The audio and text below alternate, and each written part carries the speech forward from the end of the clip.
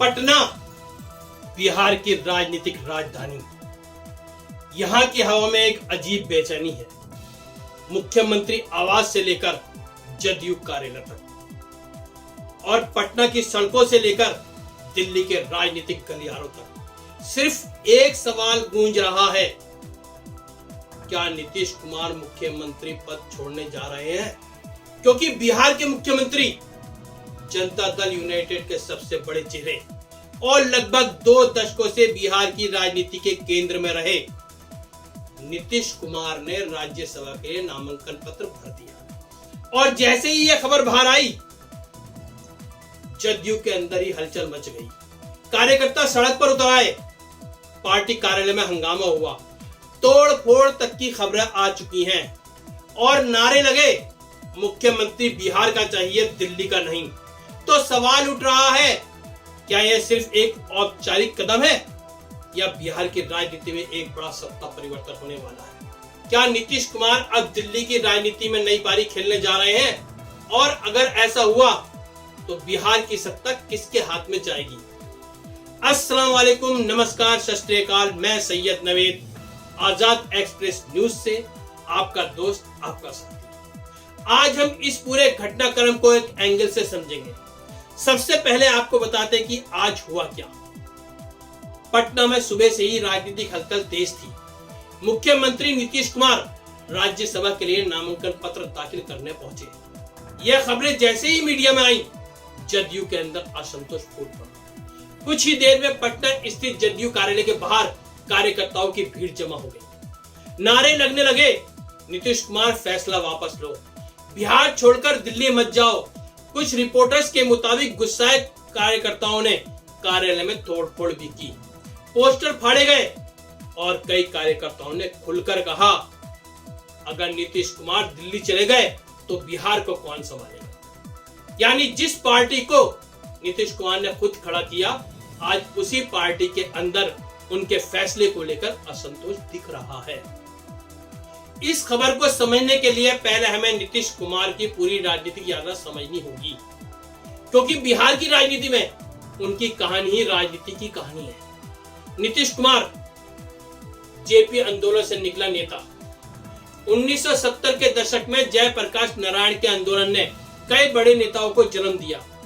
उसी आंदोलन से लालू यादव भी निकले और नीतीश कुमार भी, लेकिन दोनों की राजनीति का रास्ता बाद में अलग हो गया। 2005 में नीतीश कुमार पहली बार बिहार के मुख्यमंत्री बने। उस समय बिहार की पहचान जंगल राज से जोड़ी जाती थी। नीतीश कुमार ने सुशासन बाबू की छवि बनाई, राज्य में विकास की राजनीति को आगे बढ़ाया, सड़कें बनी, स्कूल बने और कानून व्यवस्था में सुधार हुआ।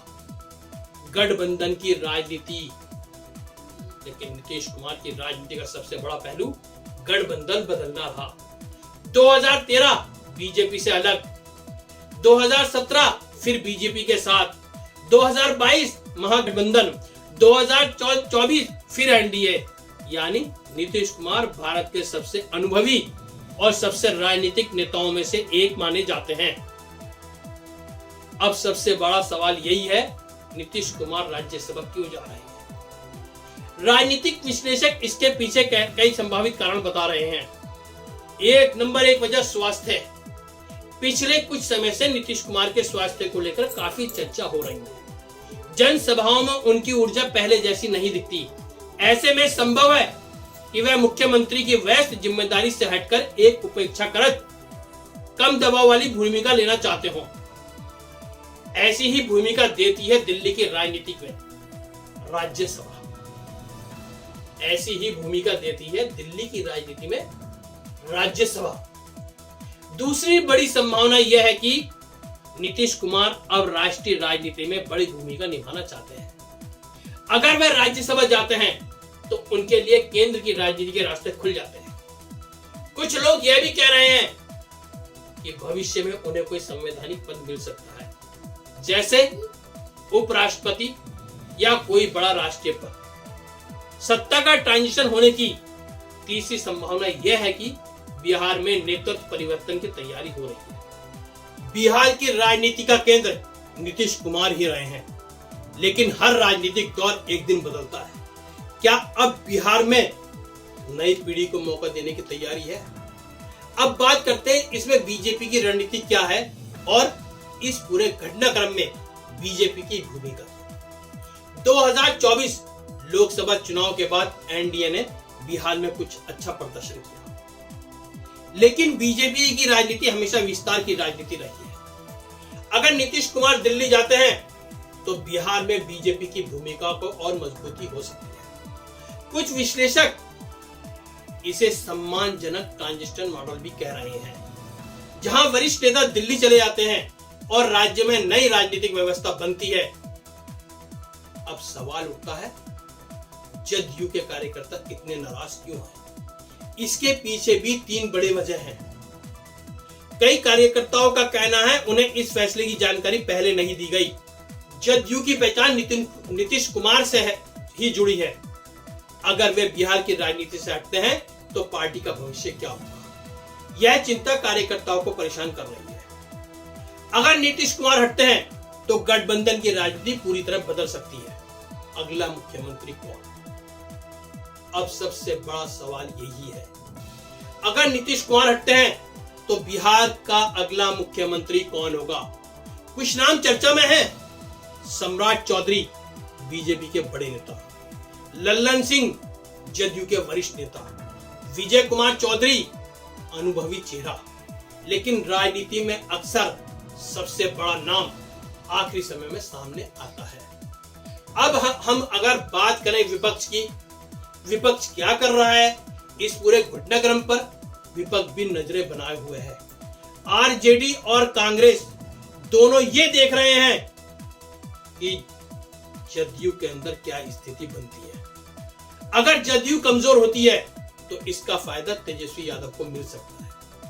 अगर सच में नीतीश कुमार मुख्यमंत्री पद छोड़ते हैं तो बिहार की राजनीति में सबसे बड़ा बदलाव होगा, क्योंकि लगभग 20 साल से बिहार की राजनीति नीतीश बनाम लालू या नीतीश बनाम तेजस्वी के इर्द गिर्द घूमती रही है। अब आइए देखते हैं आगे क्या हो सकता है। नीतीश कुमार मुख्यमंत्री बने रहें और राज्यसभा में भी जाएं, तकनीकी रूप से संभव है। तकनीकी रूप से संभव है, लेकिन राजनीतिक रूप से बहुत मुश्किल। कुछ महीनों में इस्तीफा, नया मुख्यमंत्री बने और नीतीश कुमार मार्गदर्शक की भूमिका निभाएं, या नीतीश कुमार केंद्र की राजनीति में बड़ी भूमिका निभाएं। तो सवाल अभी भी वही है, क्या नीतीश कुमार मुख्यमंत्री पद छोड़ने जा रहे हैं? क्या जदयू के अंदर बगावत की शुरुआत हो चुकी है? क्या बिहार को जल्द ही नया मुख्यमंत्री मिलने वाला है? फिलहाल राजनीति के इस शतरंज में हर चाल बहुत सोच समझकर चली जाती है, लेकिन इतना तय है, नीतीश कुमार का यह फैसला बिहार की राजनीति को एक नए मोड़ पर ले आया है। अब नजर रहेगी पटना पर भी और दिल्ली पर भी। अगर आपको यह विश्लेषण पसंद आया हो तो वीडियो को लाइक कीजिए, चैनल को सब्सक्राइब कीजिए और कमेंट में जरूर बताइए, क्या नीतीश कुमार को मुख्यमंत्री बने रहना चाहिए या दिल्ली जाना चाहिए? मैं सैयद नवेद, आजाद एक्सप्रेस से आपका दोस्त, आपका साथी। नमस्कार, जय हिंद।